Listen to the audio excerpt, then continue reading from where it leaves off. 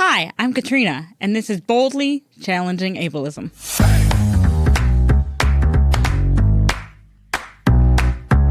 I'm your host, Katrina Simons. I'm the Community Program Specialist at the Institute on Community Integration at the University of Minnesota. This program explores various topics that impact people with disabilities in our community.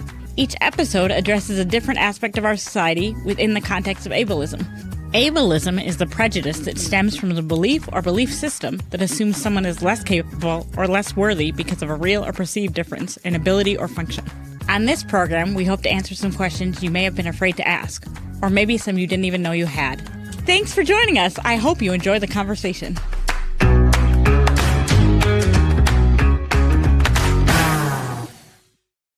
Hi, everybody. For this episode, we talked to Nikki Villavicencio. She is the Disability Culture and Leadership Specialist for Advocating Change Together in Minnesota. I asked our friend Nick Wilke to join me as co-host. Nick is the Independent Living Coordinator for the Metropolitan Center for Independent Living. I hope you enjoy the conversation. So, Nikki, thank you so much for joining us. It's so nice to have you here. Thanks, Nick. Thanks, Katrina. Nikki, would you like to introduce yourself? Yes. Hey, everybody. I'm Nikki Villavicencio. I like to use she, her, sha pronouns, and I'm a disability rights and justice advocate. I currently work for Advocating Change Together as our Disability Culture and Leadership Specialist. And when I'm not busy doing that, I chair the Council on Disability. And when I'm not busy doing that, I am the Maplewood City Council member. And you are here to talk about parenting with a disability today. Yes. As I was saying that I'm a mom, and I'm a person with a disability. My disability that I was born with is called arthrogryposis. And it's a joint condition where most of my joints in my body are fixed. And I happen to be someone who uses my feet mostly for everything, writing, eating, and I drive my wheelchair around the community. And as I was saying before, when I'm at home, I like to be out of my wheelchair on the floor, on my butt. One of the first questions that I think really comes into play when you think about parenting is you've been on this journey with Allie for 12 years, right? What stands out for you, Nikki, like in that span of like different assumptions that the public made about parenting? Yeah, that's a great question, but it's a huge question, right? It is. I feel like when Allie was first born and she was a baby, I feel it was far more dramatic than it is now, in the sense that when we would first go to grocery stores and places like that, people would literally kind of follow us around and ask us strange questions. It happened on the city bus and Metro Mobility many, many times. And, it would just be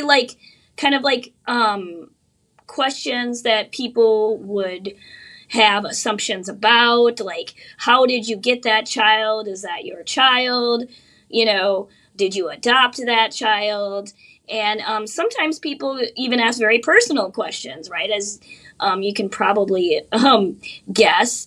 And then I think as she has aged, part of what helped is we've lived in the same area for her whole life. Which helps, I think, because people get to know us. They see us on the street. They see us on the sidewalk. They see us all the time in the grocery stores and at events and things like that, to the point where now I get interesting comments like, well, how many kids do you have now? What do you do with them all? And how do you, or interesting comments like, well, I feel sorry for your child because they must not be able to get out much, and which any of you who know me and my family know that that's the opposite of what we are. We get out way too much, probably, and you're very social.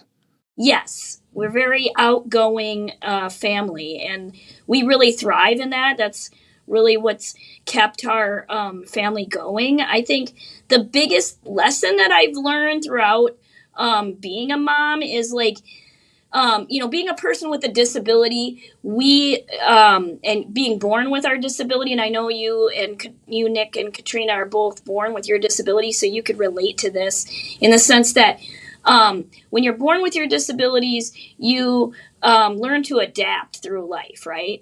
And being a parent, it just like exponentially grows that factor, right? Like learning how to adapt can be at an hourly level, right? So I guess that skill just gets really built up. We know, or I know, and I'm pretty sure Nick knows, that Allie knows you have a disability. Did you have to like have an official conversation with her, or did it not work out like that? So obviously a lot of you who know me know that I hang out with a lot of folks with disabilities and organize with people with disabilities too. So Allie grew up not just around myself being a person with a disability, but her dad being a person with a disability. And then a lot of our friends having disabilities. And so when she was about 3 years old, she literally looked at Daryl and I and said, "When do I get my wheelchair?" And we were like, "Well, actually, you probably won't get a wheelchair because you can walk." And she's like, "Oh, yeah. And then she goes, "But I want one. I would like one. I like wheelchairs." And we were like, "Well, you get to ride on mom and dad's until you're too big." But now she's 12 and she still tries to ride on my wheelchair. And we've gotten her rollerblades, skateboards, scooters, bicycles, everything you can name that she could ride herself, but she still tries to ride on my chair and Daryl's chair. I mean, I'm totally biased, but your chair and probably Daryl's chair totally would beat rollerblades and a skateboard. Just saying. There's no comparison. 6.5 miles an hour versus like half a mile an hour. Yeah, but on her bike, she can get faster than us. That's true, but it's more work. Yeah. Katrina, I love the question that you asked of like, did Allie come out and ask directly about disability? And when she did that, Nikki, was it a question to both you and Daryl, or did you have to address it first and then Daryl chimed in later, or was it like that good family dynamic? Yeah, I remember the exact day we were at the park on Lake Phelan, and she kind of just said it to both of us, and we were like, we both kind of had the same reaction, like, well. Based on that, do you think dialogue about disability always has come naturally for Allie? I feel like Allie is in a unique situation, probably different than most even kids who have parents with disabilities, in the sense that I work in disability. So like she's around the conversations about disability a lot. I mean, I had no child care throughout her life thus so far, like child care assistance from the county or anything like that. And so she went everywhere with us. And that meant she went to meetings with DHS. She went to the Capitol. She went to the Olmsted Academy. Like, that's just what we did. And so she has grown up around a lot of the language. And so she has a good sense of being able to talk about it more than probably many adults, especially able-bodied adults. But yeah, I mean, at like fourth grade, she was talking about what ableism is at grade school. Well, maybe she could give us some pointers. Yeah, it was an interesting conversation because I got a call from the school saying, yeah, we had a situation with Allie and another girl where the girl thought she was calling her a name, but she said she was being ableist. And we weren't really sure how to talk about that. So then we had a conversation about ableism at her grade school, which was really great. And was that an opportunity for you and Daryl to come in and have the conversation too? Yeah. That's- I mean, that's really luckily cool. her grade school was a pretty small grade school. It was about 200 kids, and the principal, all the staff in that school were always very open to us, like even like surprisingly so. Like they were just very open and inviting, and always wanting us to come to like the events and like the all the activities, and always gave us extra time for parent-teacher conferences and things like that. We were very lucky. Now she's in middle school. She'll be going into her second year of middle school this fall. And I will tell you, middle school has not been the same experience, but it's much to be expected. But does she also, because like middle school, a lot of kids don't want their parents to be in their school all the time. So is part of that her developmental stage? I don't think so. I think she would want us to be there more. I just mean the structure is so much different. Like her middle school that she goes to now is like 1,000 kids, and like it's like from room to room to room, and she has to carry all her stuff. It's just like a whole new ball game, and it's been an interesting adjustment. I would say, like education wise, for parenting, it's been probably the most challenging for us. So I'm just trying to clarify, is the attitude of the school staff also challenging, or just the new structure? I would say both. Both are challenging. Okay. Yeah, because it's a whole new set of different staff, and because the school is far bigger, they just have like a lot more structure of when you come in and come visit. And, we're just still trying to develop those relationships with the administration too in that school. And then along those lines, Nikki, just from my own experience at junior high, I think like I was only there for 2 years. Is that the situation for Allie as well? So her middle school is 6th, 7th, 8th. Okay. Yeah. Okay, I don't mean to interject or take time away from the importance, but they changed it since we were in St. Paul Public, so where it's 1, 2, 3, 4, 5, 6, 7, 8, 9, 10, 11, 12. See, and I think if under the new circumstances, I would be more excited about middle school if I was going to be going to middle school at that time, only because that gives you one more year to kind of put your roots down. Yeah. So maybe you can establish some of those relationships. Right. Like it's not just 2 years and done, right? Right. Yeah. It's, how it is. For any child, it's a huge adjustment, right? That's just an age where everything is adjusting socially, physically, emotionally, everything. But what I will say is that I would say that like in this stage of her development, it has been interesting to see, and I think it's more obvious now to seeing that because she's been raised by 2 people with disabilities, her neurodiversity has shown up more, meaning like in just like in situations, her perception of life is a lot different than the people around her, and it's become more obvious now that she's getting older, which is interesting. It's a blessing, really, actually. So when I think of neurodiversity, I think of like autism and ADHD, but it sounds like you might be using the term differently. Can we explore that a little bit? Sure. I guess I meant it in more of a general term of not diagnoses of autism or autism spectrum, but like just the fact that the way she thinks is different than her able-bodied counterparts or her other able-bodied counterparts, because she does have some learning disabilities. So she does have an IEP. And so we are experiencing what it's like to go through an IEP system nowadays. And it is a lot different than when I went through it, and a lot more complicated. With that, I'm going to call it sensitivity and awareness on Allie's part because of all of her experiences that have led her to this place where she is right now.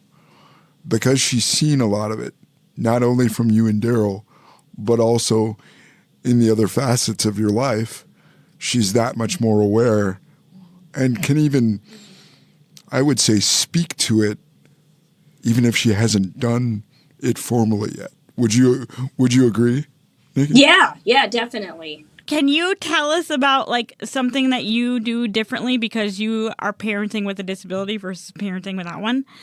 So one of the examples that I'm thinking of is when you were cooking the pork chops. Oh, yeah. So, like, cooking. Yeah, we now, so when I did that, that was just in the baby stages of me wanting to have an accessible kitchen. And now we have an accessible kitchen in our apartment, which is really awesome, where most of my things are lower. And so it was an adjustment to try to cook with a toddler being right at your level. I know, it was amazing. I only saw it the one time, but it stuck with me. Yeah, I often, explain to people that, like, I do everything on the floor when I'm at home, and I use my wheelchair to get around the world, but I prefer to be on the floor. And for most of my parenting, I feel like that's been a huge, like, asset. Like, little kids love it when you're, like, face-to-face with them, right? Like, that's the best way to parent them is, like, when you're just right on their level. And so for me, I feel like that's a big reason why Allie and I have such a good relationship. But I will tell you, it's been challenging in terms of, like, okay, this is for me. Don't touch this because I can, because we're at the same level, we can reach the same things. But I would say that she's like a typical kid, that she pushes the buttons, but we've never had any fires, no major disasters, no cut off fingers or toes. So I think we're doing good so far. I think you're doing great. Oh, I think you're hitting it out of the park. Yeah, and we talked about that before you got here. I was like, I'm so happy we found Nikki because she's such a good parent, and it'll just be so fun to talk about it. One of the other things that I think is really important too is that you've been a pro at parenting for these 12 years, but as we've mentioned before, that like it's really a process of learn by doing, I'm sure. Definitely. Yeah. I can't think of the saying, but something by fire. Trial by fire. Yep. Trial by fire is definitely, I think, but like I was saying before, it's about adapting and, like, okay, this doesn't work. Hurry up and try to think of something else that's going to work. I feel like that's a huge part of parenting. I appreciate you both saying that you think I'm a good parent, because I think any parent will tell you they don't feel like good parents. That has nothing to do with disability. Right. But I think we've also established too that, like, the ability to, like, stop, start, change is probably more ingrained because of figuring out, being in a world where you got to use your disability head just to try to navigate down the street. Definitely. I think, like, a lot of people, a lot of times what stops people from doing things is that they're not used to having to break down those barriers, right? And so being a parent, I had to learn to be comfortable with doing things I don't see other people doing. And I think that was really challenging. Like I said, I had to bring Allie to the Capitol a lot of times. And a lot of times I would feel certain ways about that. And one of my friends actually said to me, but what if it was comfortable for people to bring their families to the Capitol? Wouldn't that make the Capitol probably a better place? Yep. I would say yeah. It's not a hard answer. Yep. Yeah. And when they said that, it made me feel a lot better, because it was like, here I was in a environment that it doesn't usually have children unless it's like a special occasion or something. But we're talking about really human and child and children and family issues. So it was quite ironic a lot of times. I remember when you were pregnant with Allie, because that's how long we've known each other. And I remember people had the strangest questions about how you would bring her into the world, how you would parent her after she is brought into the world, how you would navigate barriers that might not even happen. And I'm just wondering, it sounds like some of that has persisted as Allie has gotten older, and some of it has probably gone away. You probably don't get very many questions about pregnancy anymore, but maybe you do. I don't know. But I'm wondering if it ever sort of bothered you that people had that many questions about how you would manage pregnancy, birth, and parenting. I would say I have moments where it bothers me, but I don't think it like overall bothers me. I think what was challenging was when I'd be out in the community and people would ask questions like, how are you going to do this and how are you going to do that, instead of saying, hey, do you need help with anything? Right. Yeah. That was always kind of like, okay, you see me struggling here, but you're more interested in knowing how I do everything than actually me being a regular person and needing a little bit of assistance here. Yeah. And did it wear on you that people had so many questions, or were you kind of like, well, I'm used to people asking me questions because my disability is visible? I'm sorry, for those of you that are don't know Nikki. Nikki's disability is a visible disability, which is something that Nick and I also have. But I'm wondering if, because people pass those judgments on you really before you even had kids, was that difficult? Yeah, it was definitely difficult. I think in the first few years, I would say like from pregnancy to about 4 to 5 were probably the most challenging years. Not only just because she's a baby and all the developmental things, but just like what you're saying, that just constant kind of interference in your life. But I would also say that I don't think it affected my parenting in that sense, because of the fact of being a person with a visible disability. I was able to, I obviously have experience with that. Anytime you two know, because if you go to the state fair, right, you always get somebody asking some interesting questions, or malls, or anywhere there's large groups of people. So I had some already like built up, advocacy around that. But, you just, as a parent, I feel you're very like sensitive about and as a first time parent, you're like sensitive about a lot of things. But then like that adapting at like 5, 6, 7, I feel like that adaptive quality kind of kicked in. You're talking about adaptability.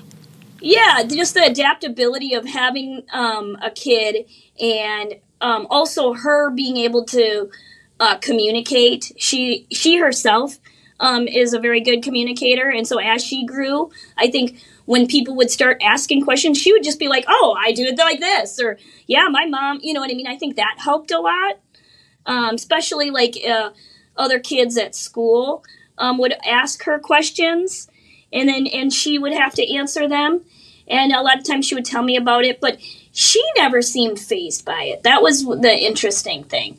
She would always be like ready for an answer, and that always surprises me. It doesn't surprise me one bit. I mean, I love that. Like just seeing her personality like come out at a very early age.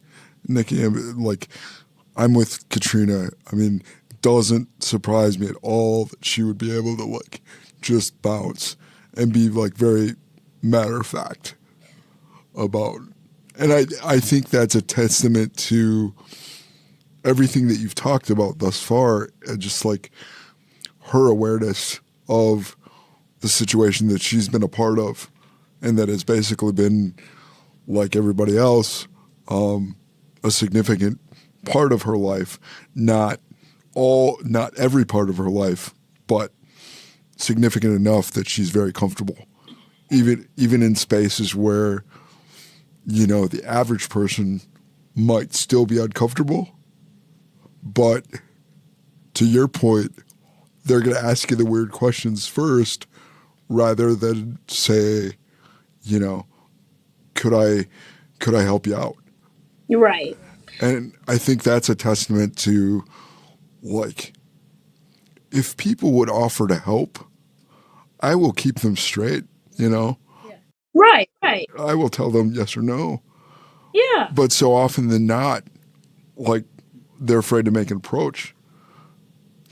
Or I don't really get it, and I feel like this happened to you a lot, Nikki. And I don't know if it was just because you have, or just because people were not expecting you to be able to get pregnant and parent, frankly, or if it's just something that happens to everybody. I do not appreciate it when people think passing a judgment openly is like a helpful thing. And I feel like you, for many reasons, and none of them are fair, have encountered a lot of that. And I wish that wasn't true, but also I kind of watch you in awe as you navigate it, because it's not like easy. Yeah, I feel like it kind of goes by what we were saying before, when you have to get comfortable with doing things that you're not used to seeing anybody else do.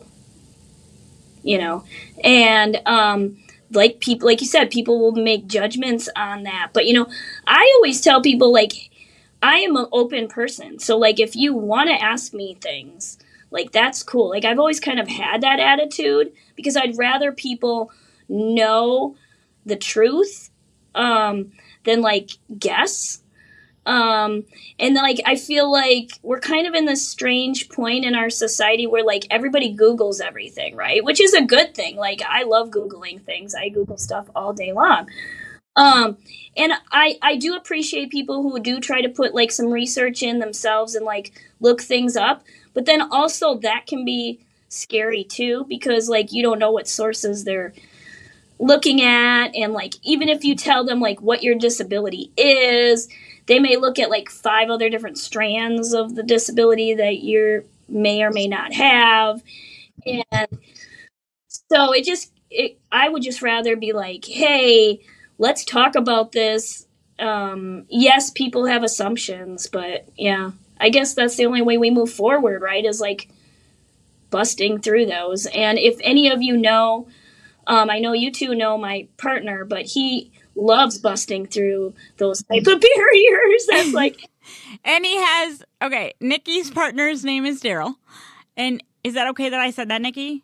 yes. But he has a very large power chair, so I'm picturing him, barreling through, because he could do it. He could barrel through a wall if he really wanted to. Yeah. And probably has at some place. It's a cool mental image that you guys can't share with me. Okay. I can see what you're talking about, right. Katrina. Yeah. And he would do it with amazing style, a flashy shirt, and probably a pretty awesome hat. Yeah. Too. The hat. Yeah, the hat. I'd be a big fan of the hat. Big fan of the hat. Yeah.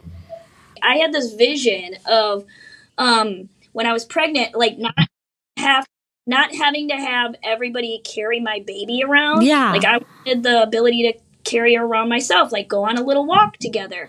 Yeah. And things like that. And so I went to Gillette and I was like, hey, can you try to attach a car seat to my wheelchair? And they're like, we could figure it out. And I was like, really? Wow. And then so we bought a car seat. They adapted it. It hooked into the front of my wheelchair, kind of like a trailer hitch. Yeah, but in the front. In the front. And so I was able to feed her and give her a bottle and talk to her and Well, do all- also, she was like perfectly, like the distance between your face and her eyes was like perfect. So she could like gaze up at you, which is Yeah. amazing. like a baby buggy. Yeah. It was And like a personal baby buggy. After that, did you have like the platform on the back for her to stand on when she got older? No, but she Yeah. just rides on the back anyways. Yeah. Like, Yeah. yeah. I finds a- forget who had the platform on the back, but that was cool too. But it was I've somebody. seen people online have those, but was Yeah. it John Vita? No, maybe no, because I think he had the Storm Arrow when his kids were small enough to ride on the back, and you do not need a platform on the back of that baby. That is a big, solid chair that will get you to where you need to go.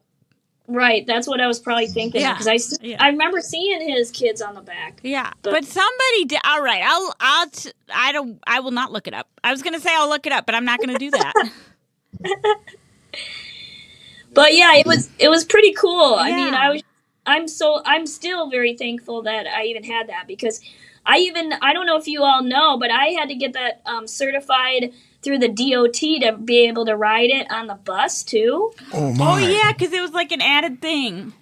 Yeah, I mean, because it was never ever been before, and like bus drivers on Metro would be like, "What the hell's this?" You know, excuse my language. Yeah, But no. so I had a little bit of action right on Metro Mobility one day where the driver made the mistake of putting the ramp down right away. So I backed my chair on the lift with the car seat attached, said, "Well, I'm not getting off the ramp now until you bring a supervisor down here," because he was like, "Well, you got to take the car seat off the wheelchair and put it on the seat." I said, "No, I can't. It's not made to sit on the seat. It only is made to sit here." Right. And so literally we had to wait there until the supervisor came down, and then approved it for that ride, and then we further certified it through the DOT. And then like the certification process, can you talk to us a little bit about like how long that is and what it entails? And It really didn't entail much, because I kind of forced it upon the system by standing on the lift. So they had temporarily approved it. So, but the fact that they temporarily approved it kind of made it pretty easy to get it officially certified. And I mean, luckily, many people here probably know Andy Streisick from Metro Mobility, but he's a very good advocate for people with disabilities too, and he's always helped me in my advocacy with Metro Mobility. So okay, I'm just gonna tell people what Metro Mobility is, just in case. Is that all right? Mm-hmm. Okay, so Metro Mobility is I would say the most common paratransit service that we have here in the Twin Cities right now. And paratransit means that it is designed to take people with disabilities everywhere that people without disabilities can go on public transit. Yeah. In a few words. I drastically oversimplified it, but that is the base concept. No, I thought that was perfect. Okay. And just to be clear, I take Metro, I take the city bus, I take the light rail, I take Metro Mobility, and then we also use private transportation if needed. But, so I also brought the car seat on the city bus too, which was fun. Yeah, okay. Now, did you have to, because our city bus, it was better back then, I feel like. I feel like it took a hard downturn after the pandemic. I feel like it hasn't quite bounced back. Did you have to worry about, like, people dropping things in the carrier that had your baby in it? Oh, Like, nobody thought it was, like, some type of trash vessel, right? Right. Okay, excellent. No, nobody would ever drop anything of it. I mean, I know what you're talking about, because I've had people do that. Like, you know, when you have a bag on the back of your wheelchair, they'll just like shove garbage in your bag. Right. And you're like, that's not that's my groceries. Right. Right. Anyways, but no, I never worried about that with my daughter, with the car seat or anything. Yeah. It was just always challenging to get on. I'd have to like back in. Yeah. Because there's not a lot of room to turn Right. for anybody who's been on there. Right. I remember when I first learned how, they had to set up a practice obstacle course for me in the garage, and I had to practice steering. It was a thing. Well, and were you using a scooter then? Yeah, and I was not very good at it, but then when I got on the bus, I was like, I am far from the worst. Right. This could go so much worse, and I did okay.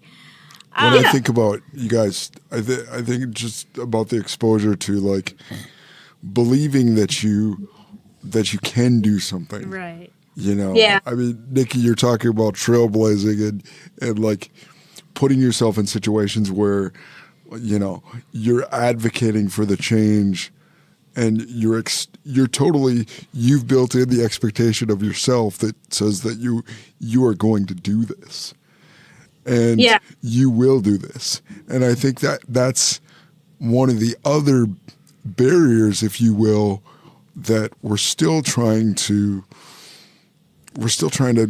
get around and push through, is that expectation that you will. And I think but it also speaks to people's desire to make choices that they can't. Right. They're expected to do those things. If you want to, you can be a parent with a disability. If you want to, you can drive whatever you want to drive. Mm-hmm. Just as long as you desire to do it. And people been given the choice to be able to do that. Yeah. Yeah. Or Nikki has ironclad tenacity. Yes. That is rare in the human race. It's exemplary. But I appreciate that, but that's the part that bothers me, I think, the most, is that it shouldn't be that hard, right? That's the part that frustrates me the most about being an advocate is we're in 2024, and it literally should not be this hard, for people to just live their life like anybody else, right. And choose to parent. Yeah, or do anything, right? It is. I am around people with disabilities all the time that they have the most simplest choices taken away from them only because they're disabled. Right. No other reason. Yeah, and it's hard to see. So, I mean, it makes me want to push harder, but And I mean, honestly, that's the other thing that got me really excited about doing episodes like this is these discussions, this dialogue needs to be out there in front of people. Yeah. For the same aspect that people are going to come up and they're going to ask questions, but when they ask the questions, it doesn't give us the opportunity to frame it in the way that we would desire all the time because of the questions that they asked, if that makes sense. yeah, I think I know what you mean. We want to thank you so much for coming, Nikki. Well, thank you both so much, too. It's always good to see both of you. I've known you for a long time, and I hope maybe one of you may become a parent someday, hey? Hey, I hope it's Nick. Because I don't think it's going to be me. I love this moment. And thanks, everybody, for listening and bearing with us. We hope you have a great day, and we'll see you next time. Take care, everybody. Boldly Challenging Ableism is a co-production of AM 950, the progressive voice of Minnesota, and the Institute on Community Integration at the University of Minnesota. For more information, please visit ici.umn.edu.